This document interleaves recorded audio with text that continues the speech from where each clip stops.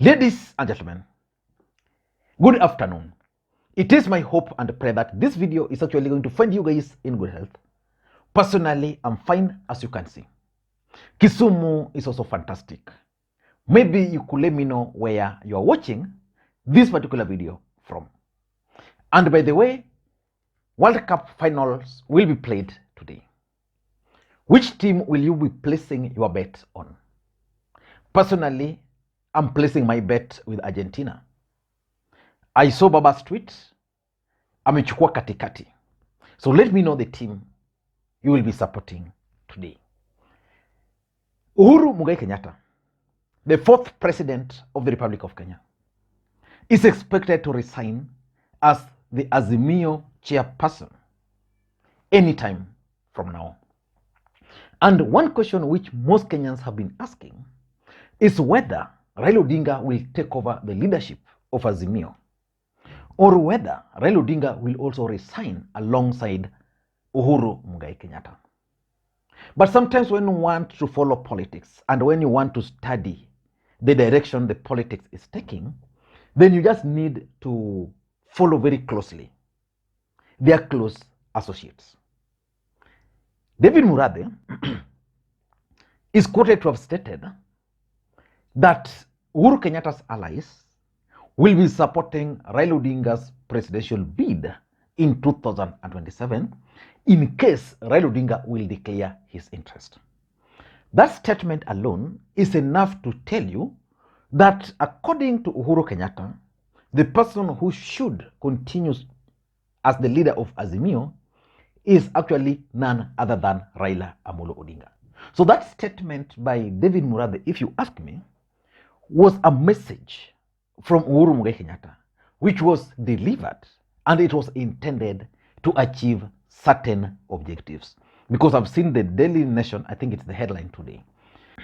So in this video, I want us to look at the objectives of that message, or maybe the political implication of the statement by David Murathe. Because David Murathe is not just your ordinary politician. When David Murathe speaks, that's Uhuru Kenyatta speaking. But before we go into all those details, in case you're watching this channel for the first time, I want you to take a second or two, click that subscribe button so that next time we produce a video like this, YouTube will automatically notify you. And to the subscribers, I want to continue thanking you guys from the bottom of my heart for your continued support. Because without the support, this channel cannot be where it is. And by the way, I want to open my lines today again for coffee. Those lines up chini, those who are willing to send me coffee, the lines are up, are down there. Now, I want us to go straight to the points. What do you think would be the political implications of David Murathe's statement that Uhuru Kenyatta's allies will support Raila Odinga's bid for the presidency in 2027? For me, the first thing which is going to cause is that it's going to upset Stephen Kalonzo Musyoka and his allies. Stephen Kalonzo Musyoka is keen on running for the presidency in 2027. And Stephen Kalonzo Musyoka is actually banking his bid on the support from Raila Odinga's stronghold, or Raila Odinga's traditional support base. And I've been asking myself, why is Kalonzo not getting out of Ukambani? Because, for example, Nyanza is ripe for Kalonzo, but he's sleeping on the job. So the fact that David Murathe is talking about Raila Odinga, the next thing we're going to hear is that Kalonzo Musyoka's allies will start hitting David Murathe. To some extent, they'll also start targeting Raila Amolo Odinga. That's the nature of politics. So once Kalonzo Musyoka is upset, he might even leave Azimio. Because nothing can stop Raila Odinga to run if he wants to run. So the statement by David Murathe, I don't know whether the intention really was to upset Kalonzo Musyoka, because they know there's no way Kalonzo can go to 2027 election with Raila Odinga on the ticket. So Kalonzo will definitely decide to run. So his allies are going to be provoked. Once they are provoked, they'll start attacking Raila Odinga, or maybe Kalonzo will just decide to leave Azimio. So that's the first thing it's likely to cause. Number two, it's likely to also attract more anti-Raila Odinga sentiments in the mountain. And there's a video I did on this channel. I don't know whether you got it or you missed it. William Ruto's latest strategy of using Rigathi Gachagua to sustain anti-Raila Odinga sentiments. Rigathi Gachagua was at KU the other day and he spoke. I listened to him. I couldn't really get what he was talking about because that was a graduation ceremony. He was kind of heaping a lot of praises. He was talking of that land issues, the land scandal, where Uhuru Kenyatta's government had decided to donate part of the land to World Health Organization and things like those. You know, the implication of that are also, I don't know.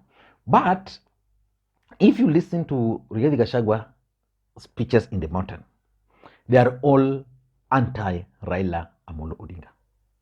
Including yesterday when he was in Nyandarua, he was still attacking Raila Odinga. So that's William Ruto's strategy to sustain Raila Odinga, anti-Raila Odinga sentiment in the Mount Kenya using Rigathi Gachagua. While at the same time, William Ruto is busy trying to reach out to Raila Odinga's strongholds. So the truth of the matter is that once David Murathe is very clear that Raila Odinga is going to be their preferred presidential candidate, and that if Raila Odinga will not be on the ballot, then they'll support the person Raila Odinga will support. Rest assured that anti-Raila Odinga sentiments are going to be escalated in the mountain. So that's number two. Number three, probably David Murathe, Uhuru Kenyatta and the group wants to provoke a discussion on the possibility of Raila Odinga presidential bid. You know, if you talk to majority of Raila Odinga supporters right now, they strongly believe that Raila Odinga is not doing things right. That Raila Odinga ought to have stayed away from politics a bit. Let the Jubilee, the Kenya Kwanza government commit mistakes. But now that we are talking about Raila Odinga's presidential bid, a discussion is going to emerge whether Raila Odinga should actually run or whether he should not run. And if he's not going to run, who is he going to support for the presidency? Is Raila Odinga safe with Ruto, or is he safe with supporting Stephen Kalonzo Musyoka? So they are going to be able to collect or gather information and data about what majority of Kenyans actually think about Raila Odinga's presidential bid. So for me, I tend to think that probably one of the objectives they wanted to achieve was that they simply wanted to test the reaction of Kenyans, how Kenyans were going to react on the possibility of Raila Odinga's presidential bid in 2022. If the bid is well received, then well and better for them. If the bid is not well received, then they're going to say, according to what we have gathered, is that there is no way you can run. So let's support someone else. The fourth thing for me is that it's also going to invoke Mudavadi Rigathi Gachagua's factor in Kenya Kwanza. You know, let's just speak the truth. Rigathi Gachagua and Musalia Mudavadi are currently involved in supremacy battle in Kenya Kwanza. Rigathi Gachagua constitutionally is the second in command. Musalia Mudavadi is getting enough support and limelight courtesy of the position he was given. There is a strong feeling in William Ruto's camp that Mount Kenya might actually upset him. Like today, there's serious discussion in Mount Kenya over the move to import rice. Farmers in Muya, for example, are bitter and they're very angry with the government that they're importing rice while they can't find a market for their own rice. So the mountain might actually rebel and might not support Ruto. So William Ruto's allies and team have been crafting a possibility of Musalia Mudavadi becoming William Ruto's running mate. And they're banking on that because they believe that when Raila Odinga is not on the ballot,